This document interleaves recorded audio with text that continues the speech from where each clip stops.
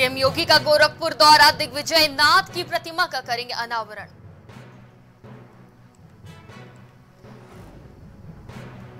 केंद्रीय मंत्री धर्मेंद्र प्रधान का सिद्धार्थनगर दौरा, आज 10:30 बजे पुलिस लाइन पहुंचेगा हेलीकॉप्टर। आगरा में डॉक्टर की लापरवाही से महिला की मौत, परिजनों ने जमकर किया हंगामा।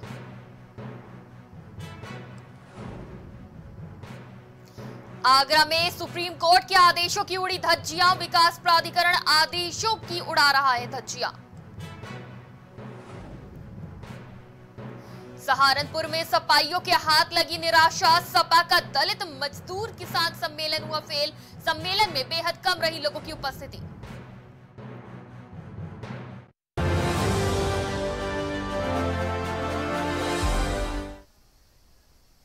नमस्कार, प्राइम टीवी में आपका स्वागत है। मैं हूं आपके साथ शिखा मेहरोत्रा और शुरुआत करते हैं उत्तर प्रदेश के बुलेटिन की। केंद्रीय मंत्री धर्मेंद्र प्रधान आज सिद्धार्थनगर और गोरखपुर के दौरे पर रहेंगे। धर्मेंद्र प्रधान 10:35 पर पुलिस लाइन हेलीकॉप्टर से पहुंचेंगे, वहीं 11 बजे केंद्रीय विद्यालय का उद्घाटन करेंगे। वृक्षारोपण, राष्ट्रीय पोषण माह में भी शामिल होंगे। साथ ही प्राथमिक विद्यालय मधुबेनिया परिसर में वृक्षारोपण भी करेंगे। 1 बजे बेसिक शिक्षा कार्यालय मैदान में जनसभा को संबोधित भी करेंगे।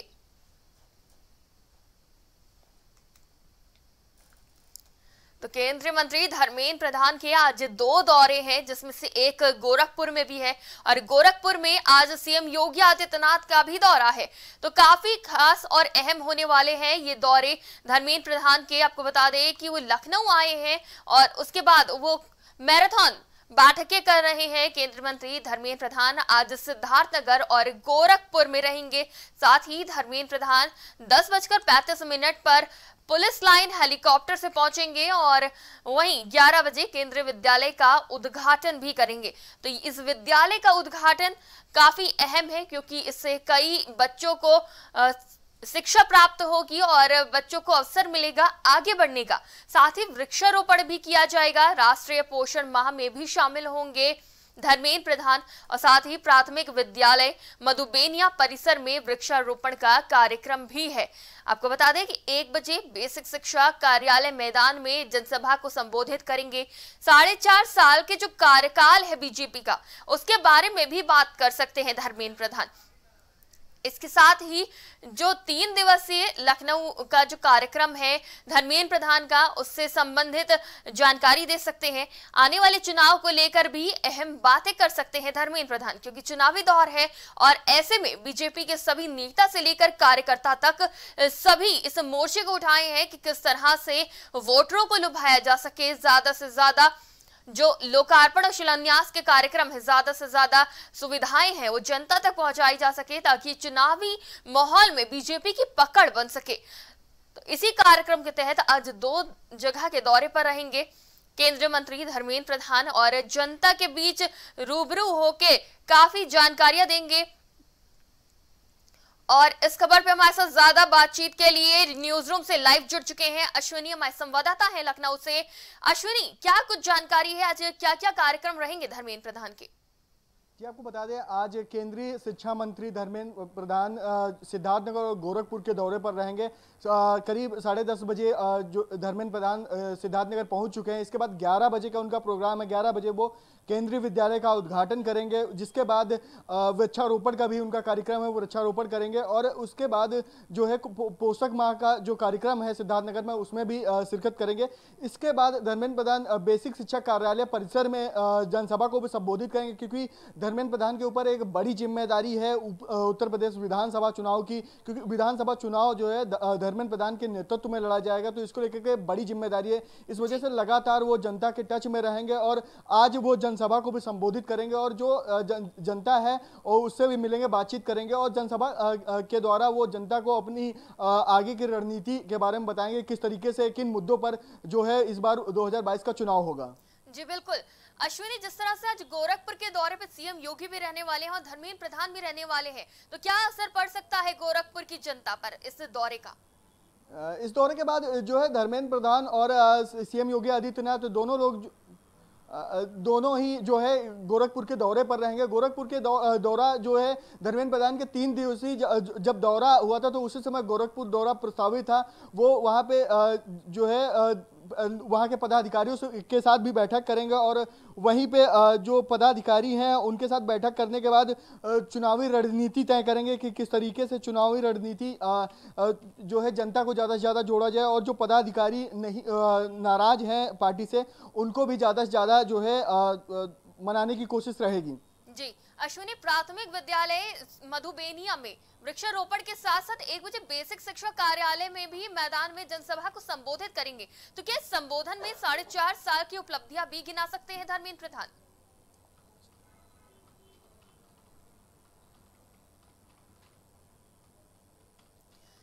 तो जनसभा को संबोधित करेंगे आज धर्मेंद्र प्रधान और इसमें ऐसे भी अनुमान जताए जा रहे हैं कि जिस तरह से बीजेपी के सभी नेता कार्यकर्ता 4.5 साल की उपलब्धियां गिना रहे हैं तो उस तरह से सभी उपलब्धियां भी गिना सकते हैं, साथ ही जनता को वोट देने के लिए मजबूर भी कर सकते हैं। जिस तरह से कार्य कर रही है बीजेपी, 4.5 साल हो गए हैं, जितना रोजगार दिया है, जितने विकास की काम किए हैं, उन सभी को लेकर जनता के सामने पेश किया जा सकता है और सभी चीजों को पेश करते हुए वोटरों के मन में बीजेपी की एक अच्छी छवि बनाने की कोशिश भी रहेगी धर्मेंद्र प्रधान की। और इस खबर पे हमारे साथ ज्यादा बातचीत के लिए अश्विनी जुड़े हुए हैं। अश्विनी, जिस तरह से संबोधन करेंगे आज जनता के बीच धर्मेंद्र प्रधान, तो 4.5 साल की उपलब्धियां भी गिना सकते हैं। तो क्या कुछ और कैसा कार्यकाल रहा है बीजेपी का? देखो बीजेपी के द्वारा किए गए जितने भी कार्य हैं या जो जितने भी लोकार्पण शिलान्यास किए गए हैं बीजेपी के द्वारा, इन सभी को जो है धर्मेंद्र प्रधान गिनाएंगे क्योंकि ये चुनाव जो है काफ़ी ज़्यादा अहम है और इसमें जब तक बीजेपी अपनी उपलब्धियां नहीं गिनाएगी तब तक चुनाव जो है बहुत कठिनाइयों से गुजरना पड़ेगा। तो इसको लेकर के जितने भी कार्यकाल हैं, जितनी भी योजनाएं हैं, जितने भी जनता को लाभ दिया गया है, उन सभी को जो है जनता को गिनाया जाएगा और उनको आगे भी ये विश्वास दिलाया जाएगा कि लगातार भारतीय जनता पार्टी उनके आगे के लिए काम कर रही है और हमेशा जो है उनके भले के लिए काम करेगी, उनकी सुख सुविधाओं के लिए काम करेगी। और इस 4.5 सालों में भी जनता के लिए जो जो भी कार्य किए गए हैं, जो जो योजनाएं बनाई गई हैं, उन सबको भी गिनाया जाएगा। जी बिल्कुल, बहुत बहुत शुक्रिया हमारे साथ जुड़ने के लिए और तमाम बातचीत के लिए। इस खबर पे हमारे साथ अश्विनी जुड़े थे न्यूज रूम से लाइव। तो केंद्रीय मंत्री धर्मेंद्र प्रधान के आज 2 दौरे हैं, जहां बीजेपी के सभी मंत्रियों के लगातार दौरे चल रहे हैं। अलग अलग जिलों में जाकर बीजेपी के कार्यक्रम के साथ साथ जो कार्यकाल रहा है उसमें जो जो उपलब्धियां मिली है बीजेपी को, जो विकास कार्य करे हैं, उन सभी को जनता के बीच पहुंचकर सभी नेता, सांसद, विधायक, सभी मंत्री पहुंचाने की कोशिश में लगे हुए हैं। वहीं सीएम योगी भी लगातार 2 नहीं 3 नहीं 4 दौरे करते हुए नजर आते हैं। वहीं यहाँ धर्मेंद्र प्रधान के भी 2 दौरे हैं और काफी अहम माने जा रहे हैं क्योंकि विधानसभा चुनाव की जिम्मेदारी धर्मेंद्र प्रधान को दी गई है। उत्तर प्रदेश के मुख्यमंत्री योगी आदित्यनाथ और सेंट्रल मिनिस्टर धर्मेंद्र प्रधान आज गोरखपुर दौरे पर रहेंगे। आज गोरखनाथ मंदिर में महंत दिग्विजय नाथ की पुण्यतिथि पर कार्यक्रम का आयोजन किया गया है। इस कार्यक्रम में शामिल होने के लिए सीएम और धर्मेंद्र प्रधान यहां आ रहे हैं। इसके बाद दोपहर 3 बजे तक दोनों सर्किट हाउस के पास दिग्विजय नाथ पार्क जाएंगे और वहां पर स्थापित महंत दिग्विजय नाथ की प्रतिमा का अनावरण करेंगे। ये कार्यक्रम भी करीब 1 घंटे चलेगा। इसके बाद केंद्रीय मंत्री धर्मेंद्र प्रधान लखनऊ के लिए रवाना होंगे और सीएम गोरखनाथ मंदिर में ही 1 रात रुकेंगे।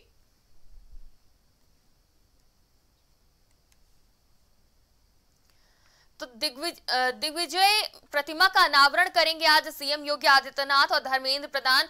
तो इस अनावरण के साथ ही कई कार्यक्रम हैं। आज धर्मेंद्र प्रधान वापस लखनऊ आ जाएंगे जबकि सीएम योगी गोरखपुर में ही रुकेंगे 1 रात और साथ ही आगे की रणनीति के बारे में चर्चा की जाएगी कार्यकर्ताओं के साथ और बैठक भी कर सकते हैं। तो आपको बता दें कि आज दिग्विजय नाथ का स्थापना करी जाएगी उनकी मूर्ति की और दिग्विजय नाथ पार्क जाएंगे सीएम योगी आदित्यनाथ और धर्मेंद्र प्रधान और वहां पर स्थापित महंत दिग्विजय नाथ की प्रतिमा का अनावरण करेंगे और ये कार्यक्रम करीब 1 घंटे तक चलेगा। और इस खबर पे हमारे साथ ज्यादा बातचीत के लिए अश्विनी जुड़ चुके हैं न्यूज रूम से लाइव। अश्विनी, क्या कुछ अपडेट है, किस तरह से ये कार्यक्रम संपन्न होगा? आज उत्तर प्रदेश के मुख्यमंत्री योगी आदित्यनाथ व केंद्रीय शिक्षा मंत्री धर्मेंद्र प्रधान जो है गोरखपुर के भी दौरे पर रहेंगे। गोरखपुर के दौरे पर सबसे पहले जो महंत दिग्विजय नाथ के पुण्यतिथि पर जो कार्यक्रम है उसमें सम्मिलित होंगे। इसके बाद महंत दिग्विजय नाथ पार्क में जाके उनकी प्रतिमा का अनावरण भी करेंगे और जिसके बाद जो है गोरखपुर के जो पदाधिकारी हैं, जो कार्यकर्ता हैं बीजेपी के, उनके साथ भी बैठक है। जिसके बाद जो है केंद्रीय शिक्षा मंत्री लखनऊ के लिए शाम को रवाना हो जाएंगे और उत्तर प्रदेश के मुख्यमंत्री योगी आदित्यनाथ आज रात गोरखपुर में ही रहेंगे। जी अश्विनी, क्या कुछ अपडेट है? सीएम क्यों रुकने वाले हैं गोरखनाथ मंदिर में? क्या कुछ वहां पे बैठक है या चर्चा करेंगे? क्या कोई कार्यक्रम हो सकता है? जी आपको बता दें, लगातार जैसे विधानसभा चुनाव करीब है, ऐसे में लगातार सीएम योगी जो है जनता और पदाधिकारियों के टच में हैं और लगातार उनके साथ बैठकें कर रहे हैं। उसी बैठकों के दौर में आज उत्तर प्रदेश के मुख्यमंत्री योगी आदित्यनाथ गोरखपुर में रुकेंगे। गोरखपुर मंदिर परिसर में ही पदाधिकारियों या जो बीजेपी के विधायक हैं इनके सबके साथ बैठक होगी। जो छोटे पदाधिकारी हैं उनके साथ भी बैठक कर सकते हैं सीएम योगी आदित्यनाथ। जी अश्विनी, क्या कुछ अपडेट है? सीएम योगी के कल कहाँ पे कार्यक्रम और दौरे हैं? जब होता है लगातार विधानसभा चुनाव को लेकर के दौरे हो रहे हैं। इसी कार्यक्रम में कल संभावित कार्यक्रम हो सकता है कि बीजेपी कार्यालय में या सीएम हाउस में हो, क्योंकि लगातार धर्मेंद्र प्रधान भी कल का आखिरी दिन का दौरा है लखनऊ का, तो ऐसे में जो है लखनऊ में ही रहेंगे और पदाधिकारियों के साथ बैठक करेंगे और आने वाले विधानसभा चुनाव की तैयारियों को लेकर के जो है अहम निर्णय लिए जा सकते हैं इस बैठक में। जी बिल्कुल, बहुत बहुत शुक्रिया हमारे साथ जुड़ने के लिए और तमाम जानकारी के लिए। इस खबर पे हमारे साथ न्यूज रूम से अश्विनी जुड़े थे लाइव। तो सीएम योगी आदित्यनाथ एक रात गोरखनाथ मंदिर में ही रुकेंगे क्योंकि वहां से सीएम योगी का काफी लगाव भी है और बीजेपी के कार्यक्रम जितने भी गोरखपुर में होंगे उसके ऊपर भी चर्चा कर सकते हैं। साथ ही कल सीएम योगी वापस लखनऊ लौट आएंगे और धर्मेंद्र प्रधान आज ही लखनऊ शाम तक वापस आ जाएंगे। एक और जहां समाजवादी पार्टी अध्यक्ष अखिलेश यादव सहित पार्टी के तमाम वरिष्ठ नेता उत्तर प्रदेश में होने वाले आगामी 2022 विधानसभा चुनाव को लेकर 400 पार सीटों की ताल ठोक रहे हैं, तो वहीं जिला सहारनपुर में समाजवादी पार्टी के दलित किसान मजदूर सम्मेलन के बाद सपा अध्यक्ष की चिंता बढ़ गई है। साथ ही पार्टी नेतृत्व को 400 पार के दावे को लेकर एक बार फिर सोचने को मजबूर कर दिया गया है। बता दें कि सहारनपुर में समाजवादी पार्टी के तत्वाधान में दलित मजदूर किसान सम्मेलन का आयोजन दिल्ली रोड स्थित एक फार्म हाउस में किया गया, जहां कार्यक्रम में सपा के राष्ट्रीय सचिव अखिल मुर्तजा ने शिरकत की। इस दौरान मंच पर जहां नेताओं और कार्यकर्ताओं की भीड़ नजर आई, तो वहीं सुनने वाले यानी कि जनता की भीड़ नजर ही नहीं आई और हॉल में बिछाई गई ज्यादातर कुर्सियां खाली पड़ी दिखी। देखिए, हमसे ज्यादा आप लोग वहां मौजूद थे। आज हमारी पार्टी में अभी हाल ही में समाजवादी पार्टी में विनोद तेजान जी शामिल हुए, जिसमें उन्होंने दलित किसान मजदूर सम्मेलन का आयोजन किया और इस सम्मेलन में समाजवादी पार्टी के राष्ट्रीय अध्यक्ष माननीय अखिलेश यादव जी के निर्देश पर मैं उनका पैगाम लेकर आज सहारनपुर की आवाम के बीच आया। ये दलित भाई विनोद तेजान जी ने किसान दलित मजदूर सम्मेलन किया और अच्छा प्रयास था इनका, अच्छा सम्मेलन रहा और दलित समाज की भागीदारी भी बहुत अच्छी थी। उसको देखकर अंदाज लग रहा कि अब की बार जो है दलित समाज भी पूरी तरीके से जो है वो समाजवादी पार्टी का साथ। हैदराबाद से सांसद और एआईएमआईएम के अध्यक्ष असदुद्दीन ओवैसी यूपी चुनाव की तैयारियों में जोर शोर से लगे हुए हैं। इसी कड़ी में ओवैसी संभल पहुंचे, जहां ओवैसी ने जनसभा को भी संबोधित किया। ओवैसी ने कहा, यूपी की जनता पर कोई भी जुल्म करता है तो उसका बाप मैं हूं। उन्होंने कहा कि अगर गरीबों का साथ देना अब्बा बनाता है तो मैं तुम्हारा भी अब्बा हूं। ओवैसी ने कहा, 2017 में सभी पार्टियों ने मिलकर चुनाव लड़ा, मगर सपा बसपा के वोटर मोदी की गोद में बैठकर चाय पी रहे थे। मुझ पर इल्जाम लगाते हैं कि मैंने वोटों का ध्रुवीकरण कर सपा की सरकार नहीं बनने दी। 2019 के चुनाव में सपा बसपा साथ मिलकर लड़े, इसके साथ 15 सांसद जीते, बाकी बीजेपी के सांसद जीते। 2019 के चुनाव में हमारा कोई कैंडिडेट नहीं था, फिर भी आप ओवैसी पर वोट काटने का आरोप लगाते हैं। ओवैसी ने आगे कहा, हम 5 सीट जीत जाते हैं तो भारत में तूफान आ जाता है।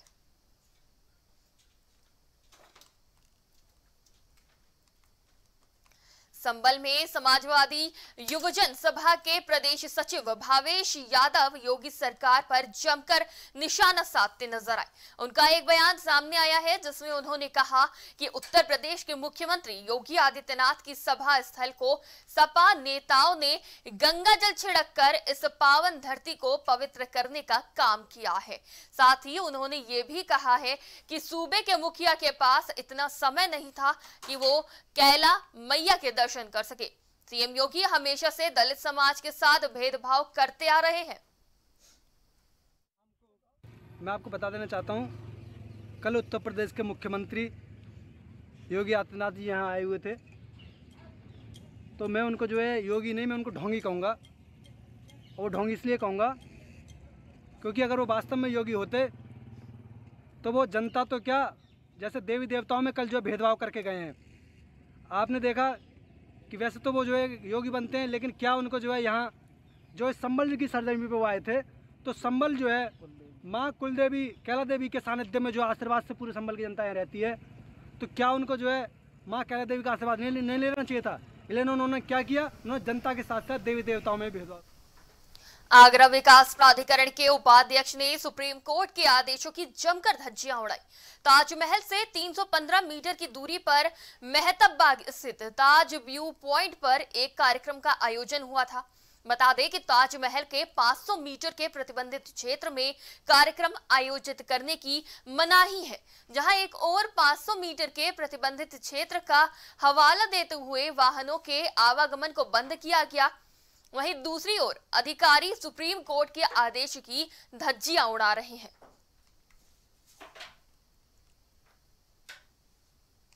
ताजनगरी आगरा के थाना एतमदुल्ला के यमुना पार में महिला मरीज की मौत होने पर परिजनों ने राधे हॉस्पिटल में शव रखकर जमकर हंगामा किया और हॉस्पिटल में तोड़फोड़ भी की। हॉस्पिटल में भर्ती मरीज दहशत में आ गए और हॉस्पिटल कर्मचारी मौके से भाग खड़े हुए। वहीं सूचना मिलने पर मौके पर पहुंची पुलिस ने मामले को शांत कराया।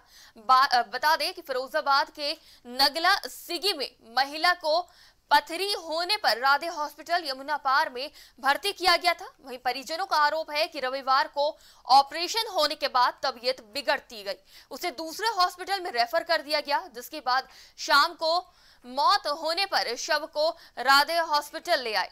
परिजनों ने ऑपरेशन में लापरवाही का आरोप लगाते हुए हंगामा किया। तो एक महिला की मौत के बाद जमकर हंगामा काटा गया हॉस्पिटल में। आपको बता दें कि ऑपरेशन के बाद महिला की हालत जब बिगड़ने लगी तो उसे दूसरे हॉस्पिटल में रेफर कर दिया गया। ये मेरे भाई की बीवी है। अच्छा, हाँ। क्या बात हुई थी, क्यों भर्ती किया था? इसके पथरी थी और इसका ऑपरेशन किया इस डॉक्टर ने। ठीक है। उससे मेरी बात हुई, मैंने बोला तेरे बस की बात हो तो बता। उसने बोला मेरे बस की बात है, 3 लाख रुपए जमा कर मैं उसका ऑपरेशन करूंगा। ठीक है। उसने ऑपरेशन किया। ठीक है। उसका ऑपरेशन में कोई गड़बड़ हो गई। 2 दिन उसने यहाँ पर रखी, तीसरे दिन वहाँ पर भेज दी। पुष्पांजलि के बगल में हॉस्पिटल है उसमें। अच्छा। और वहाँ पर जाकर उसने दम।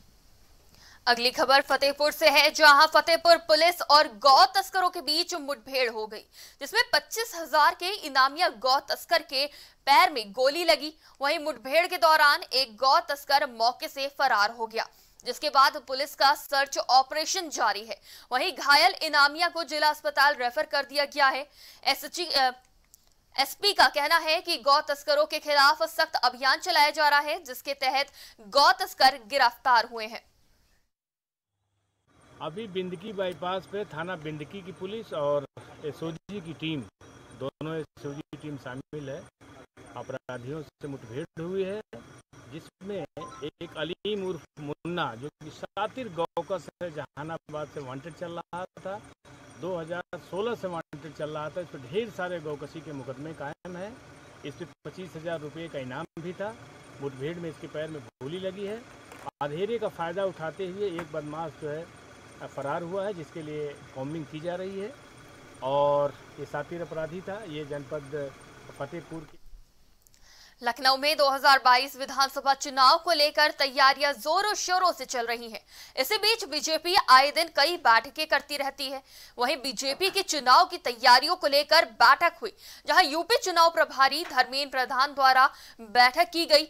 वहीं इस बैठक में सह प्रभारी Anurag Thakur, CM Yogi Adityanath, deputy CM Dinesh Sharma, मंत्री ब्रिजेश पाठक, मंत्री नंद गोपाल नंदी, यूपी अध्यक्ष स्वतंत्र देव सिंह भी मौजूद रहे। हमारे केंद्रीय नेतृत्व ने चुनाव प्रभारी के रूप में श्री धर्मेंद्र प्रधान जी और सह प्रभारी के रूप में अनेक केंद्रीय नेतृत्व को यहाँ पर भेजा है। मैं उत्तर प्रदेश की तरफ से उनका हार्दिक स्वागत करता हूँ, अभिनंदन करता हूँ। रही बात 2022 विधानसभा चुनाव में कमल खिलाना है, पूर्ण बहुमत की सरकार फिर से बनाना है, इसकी रणनीति तय करने के लिए जो भी निर्देश हमारे चुनाव प्रभारी और उनकी टीम के लोगों का होगा, उत्तर प्रदेश भारतीय जनता पार्टी बखूबी उसको अमली जामा देने। मिर्जापुर के मडिहान थाना क्षेत्र के राजगढ़ चौकी से दिन दहाड़े गोली मारने का मामला सामने आया है। परचून की दुकान चला रहे एक युवक को कुछ समय पहले हुए विवाद में बदमाश ने दुकान के बाहर दिन दहाड़े अवैध असलहे से 3 गोलियां मारकर मौके से फरार हो गए। वहीं भागते हत्यारों को घायल सत्यम ने पकड़ने की कोशिश की, पर वो घायल होने के चलते कुछ दूर जाकर गिर पड़ा। घटना को अंजाम देने के बाद बदमाश पास के ही एक दुकान के अंदर पीछे से घुसकर शटर बंद कर छुप गए। वहीं घटना की सूचना मिलते ही आक्रोशित भीड़ घटना स्थल पर पहुंच गई और छिपे हत्यारों को शटर तोड़कर बाहर निकाला गया। वहीं हत्यारोपी को ग्रामीणों ने लाठी डंडों से जमकर पीटा। सूचना मिलने पर पहुंची पुलिस ने सामने ही ग्रामीणों ने हत्यारोपी को मार मार कर मौत के घाट भी उतार दिया। आज लगभग 2 बजे थाना मडिहार के ग्राम ददरा में सत्यम पटेल अपने घर के सामने बैठा हुआ था, तो वहाँ पर डंकू और ऋषभ पांडे द्वारा थाना जो हाथ में तमंचा लेकर के आया था, उसने सत्यम पटेल को गोली मार दिया।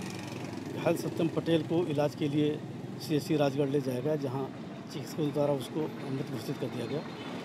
गोली मार करके भाग रहे ऋषभ उर्फ डंकू पांडे को आक्रोशित भीड़ ने पकड़ लिया, उसके साथ मार पिटाई की, जिसको थाना पुलिस द्वारा किसी तरह भीड़ से निकाल करके CSC राजगढ़ ले जाया गया, जहाँ चिकित्सकों ने ऋषभ को मृत घोषित कर दिया। मौके का निरीक्षण DIG महोदय द्वारा, हमारे द्वारा, SP सिटी द्वारा, DM साहब द्वारा कर लिया गया है। मौके पे शांति है।